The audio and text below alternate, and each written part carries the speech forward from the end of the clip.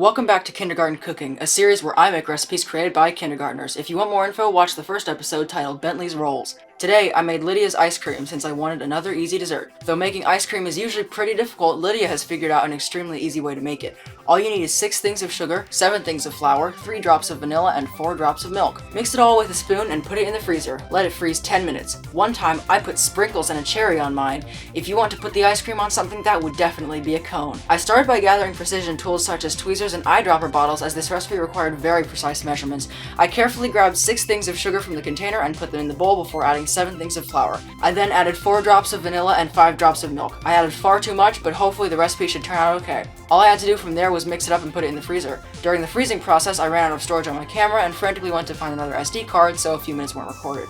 To Lydia's credit, when I took it out and scraped it with a spoon, the consistency was very similar to ice cream. However, when I tried it, it was unfortunately quite bland, though there was a hint of vanilla. It was somewhat powdery, probably because of the 7 things of flour, and due to those 2 factors, I will be putting it in B tier.